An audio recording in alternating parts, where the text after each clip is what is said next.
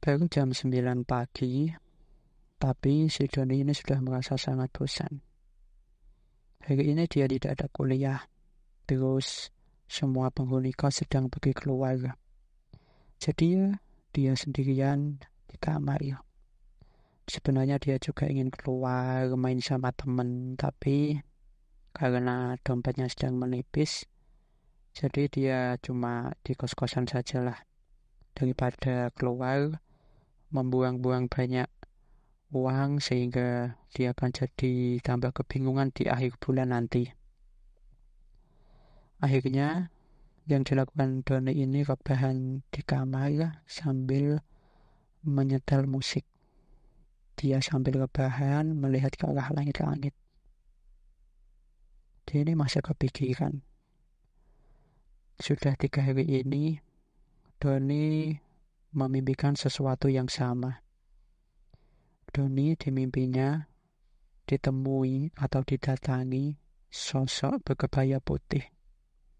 Tapi di mimpinya yang terakhir, jadi tadi malam ini sedikit beda. Jadi kondisi mimpinya Doni bermimpi. Dia berada di sebuah ruangan yang semuanya super gelap, hitam-hitam gelap gitulah. Doni berdiri, kemudian jarak sekitar 1 meter, ada sosok wanita berkebaya putih itu berdiri juga dan dia berhadapan dengan sosok wanita itu. Doni dapat melihat jelas wajah sosok itu. Kulitnya putih tapi putih pucat gitulah. Terus ekspresinya datar.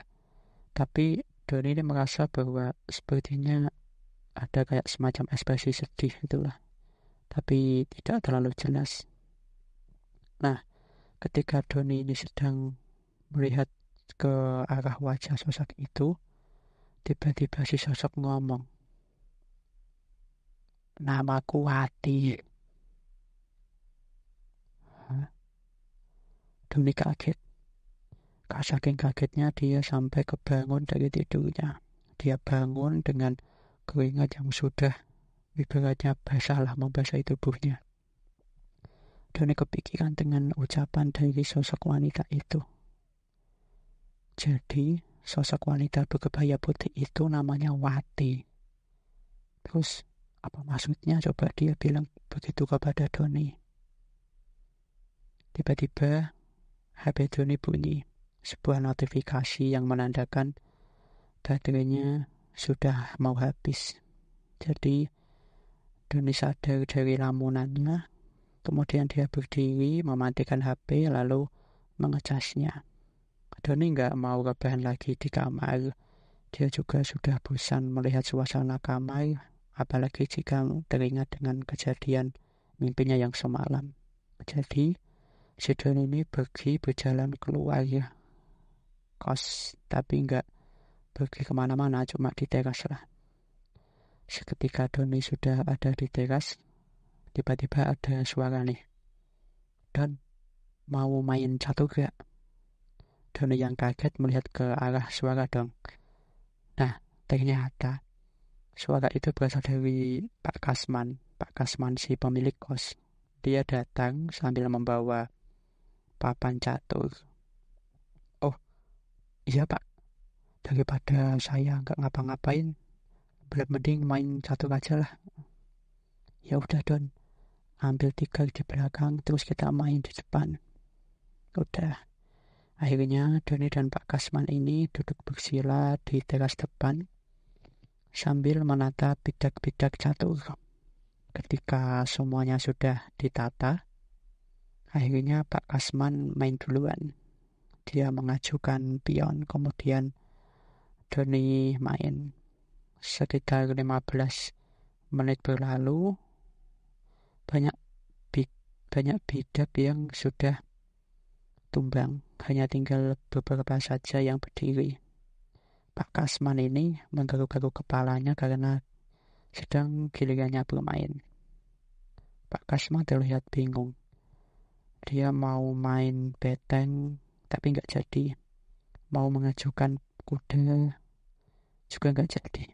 Akhirnya Dia mengambil pion dan dimajukan satu langkah.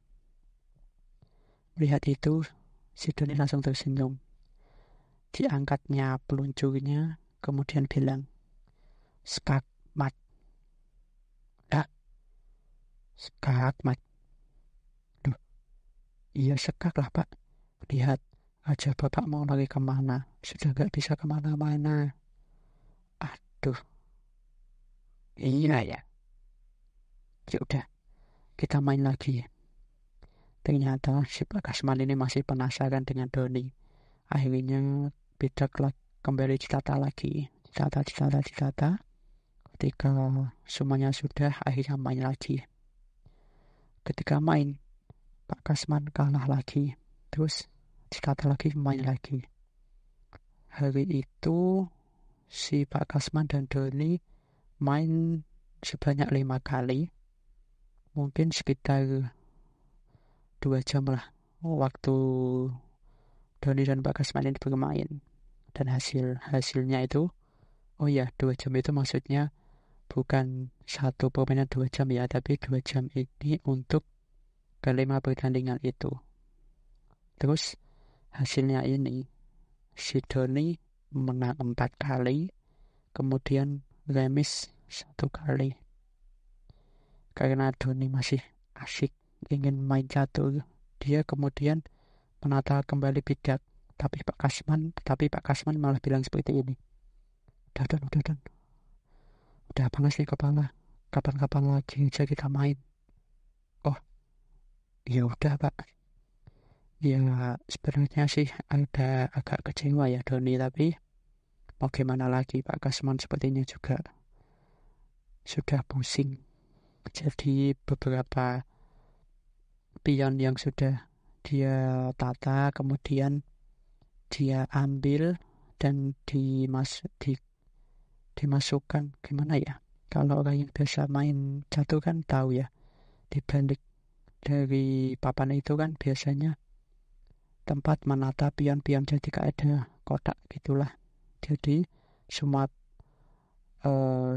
bidaknya diambil dan ditata kembali, kemudian dihitung. Saat sedang menata bidak untuk dimasukkan kembali, tiba-tiba Pak Kasman tanya, "Bagaimana Don? Kamu betah ngekos di sini?" Doni bilang, "Ya betah sih Pak, tapi kenapa Don?" Gimana ya Pak? Maaf ya Pak sebelumnya, bukan maksud apa-apa. Tapi sepertinya di kos ini ada hantunya." Pak Kasman dengan santai cuma bilang seperti ini, "Hantu?" "Iya Pak, semua yang ngekos di sini ini sudah pernah mengalami hal-hal aneh." "Ah, mungkin itu cuma perasaan kalian saja." "Enggak Pak, beneran. Bahkan iya Pak ya, sudah 3 hari ini. Sudah 3 hari.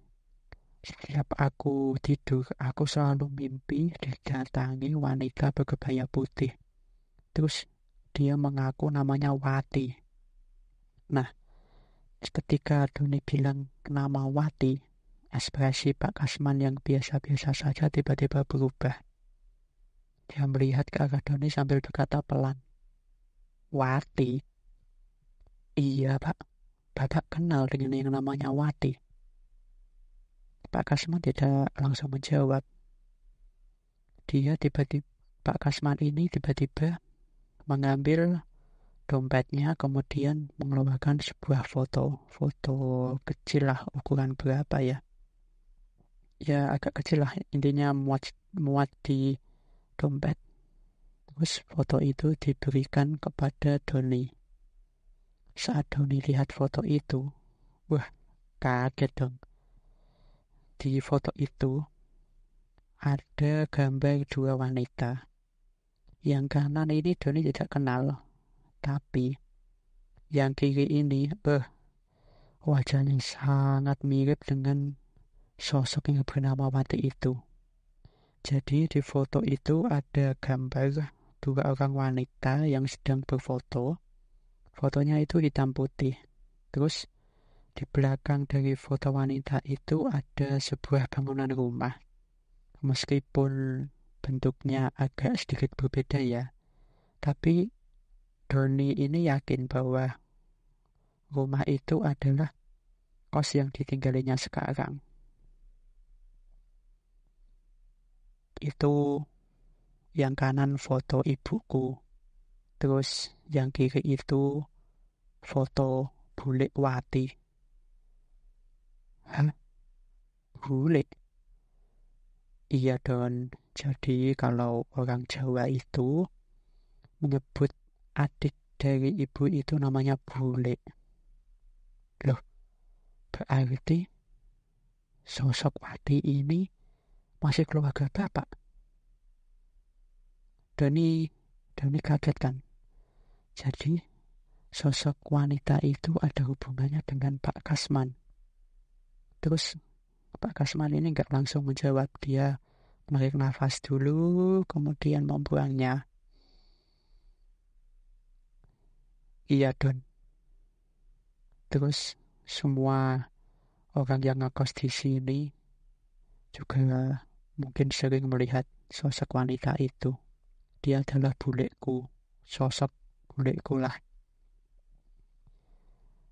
Terus Pak Kasman tahu kenapa sosok Wati ini sering muncul. Aduh, aku nggak tahu Don. Aku nggak tahu kenapa sosok itu sering muncul kepada para penghuni kos. Tapi yang jelas, Bule Wati ini dulu meninggal karena sakit. Terus dia meninggal 1 hari sebelum dia menikah.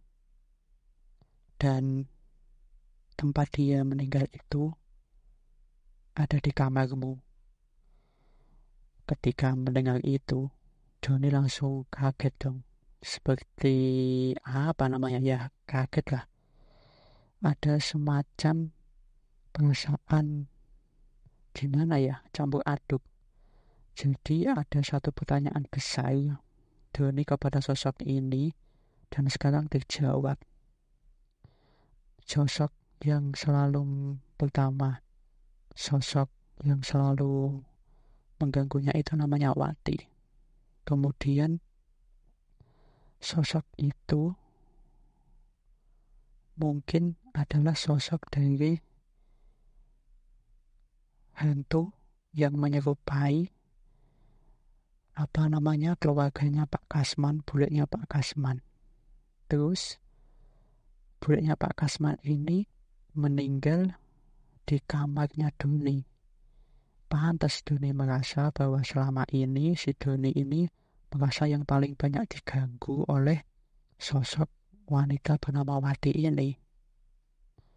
Doni ya gimana ya, sudah perasaannya campur aduk lah saat itu. Terus karena semua bidak-bidak caturnya tadi sudah selesai ditata, kemudian Pak Kasman pamit pulang karena dia bilang akan ada acara lain lagi. Setelah Pak Kasman pergi, tinggallah Doni sendirian di kos. Dia terus berpikir, apa maksudnya dari sosok Wati itu yang selalu menampakkan dirinya. Ya enggak selalu, tapi sering banget menampakkan dirinya. Itulah cerita untuk kali ini. Terima kasih sudah menonton. Sekali lagi, ini bukan kisah nyata, melainkan cuma imajinasiku saja. Terima kasih sudah menonton. Kalau ada ya saran-saran atau kritik, bisa tulisnya di komen di bawah. Terima kasih dan sampai jumpa.